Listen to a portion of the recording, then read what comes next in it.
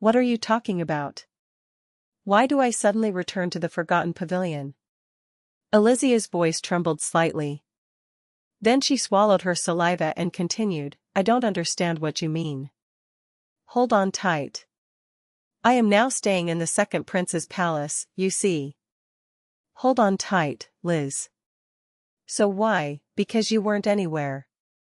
Your maid was away, and your bedroom and living room were empty, so Franz's voice fell, almost breaking.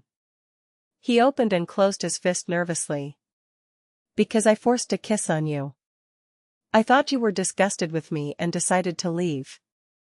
Elisia was silent, staring at him without saying a word. Why does he say this? As if he was afraid of losing me. It's strange in her memory, Franz had always been cocky and self-confident, he had never been one to show so much weakness. Have you ever seen a bride run away before her wedding for such a trivial reason? She furrowed her eyebrows, trying to speak in a cold tone, but the slight tremor in her voice gave her away.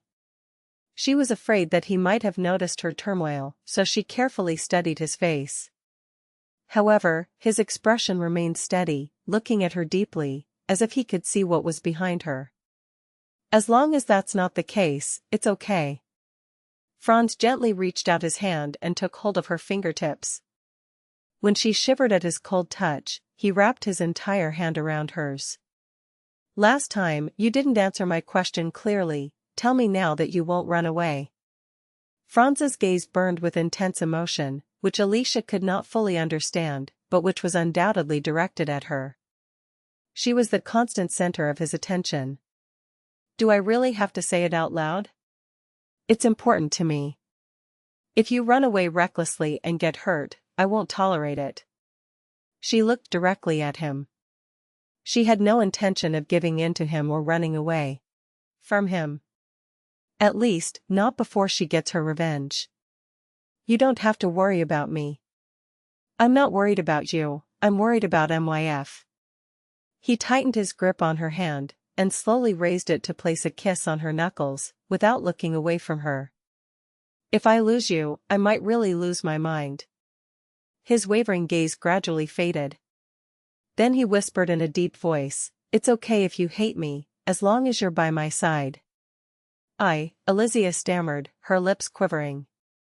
As if he already knew everything, her plan for revenge, and her intention to abandon him later. Impossible. She pulled back suddenly, pulling her hand from his grip. As she moved away, the world around her came back into existence, and the purring of the fountain reached her ears again. She quickly closed her eyes, shocked. For a moment, she forgot everything, his presence overwhelming her senses. She looked toward the fountain, biting her lip. Then she looked back at Franz, who was still staring at her silently. If you give me this fountain, I might think about it. The fountain? Franz furrowed his eyebrows, staring at her and at the fountain thoughtfully. Elisia's heart beat anxiously as blackness clouded his gaze. He must think I'm ridiculous, asking for a fountain all of a sudden. It was just stubbornness. She wanted something that would give her back something of what Franz had taken from her, even if it was trivial. The fountain won't change anything fundamentally, but perhaps it will ease her pain every time you look at it. It may become a symbol of her strength, to stop the repetition of the painful past. If he agrees, of course. His worried gaze returned to her eyes, and then, with a sudden movement, he pulled her slim waist towards him. That's easy. He ran his fingertips gently over her jaw. Is it really enough for you? Franz smiled faintly, looking at her confidently. If it meant you staying by my side, I would give you not only the fountain, but the entire second prince's palace. His usual confidence returned, making Elisia wonder if she had asked for something too little. Franz was the epitome of the radiant sun of a rising sun, a quality she had once loved, and now hated with a passion. From now on, this fountain is yours. So, promise me clearly.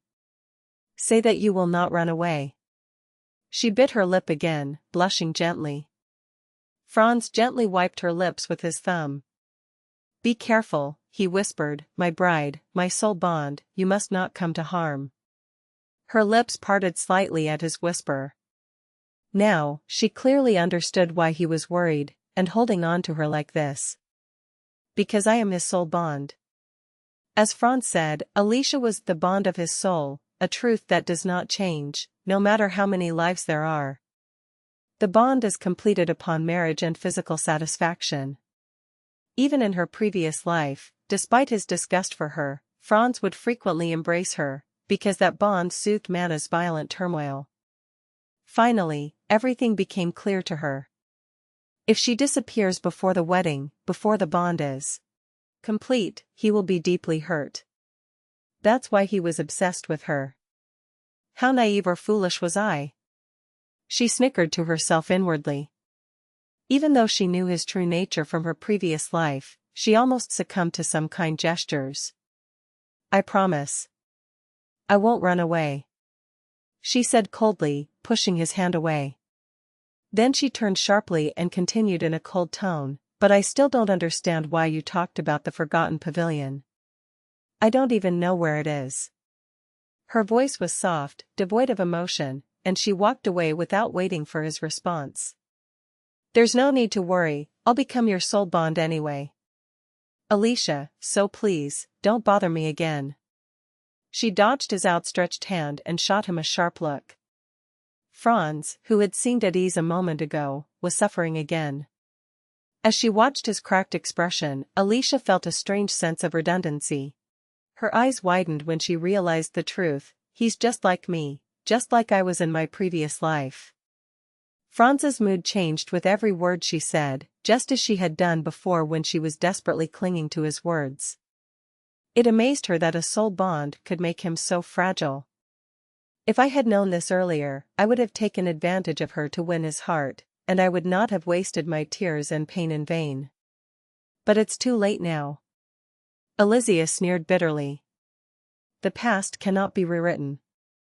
This new understanding did not ease her anger, but rather deepened it more.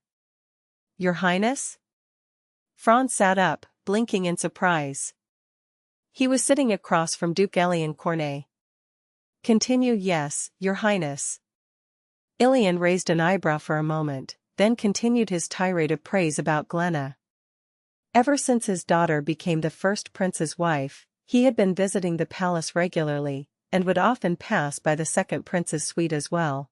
It is clear that he was not satisfied with his alliance with Crito only, but he also sought to win Franz's favor. It is really ridiculous to decorate the ballroom with the Ambrose's red roses instead of golden daisies. Mrs.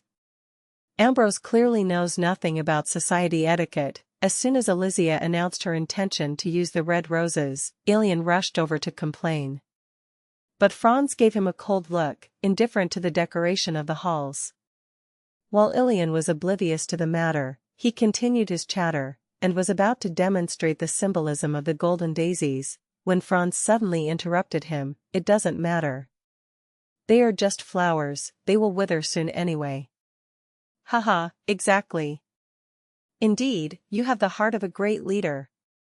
Elian was surprised by Franz's dry response, so he laughed nervously. Then Franz calmly put down his cup and said, I'm tired today. I have a lot of things to do. Oh, it seems I delayed your visit. I will excuse myself now. Elian stood up unexpectedly, shaking off his jacket. As Franz watched him suspiciously, Elian suddenly stopped. Oh, right, did you hear the news? Any news? Lady Naeris Roshanak, the niece of Her Majesty the Empress, apparently, she will be returning to Calibus soon after her convalescence period is over.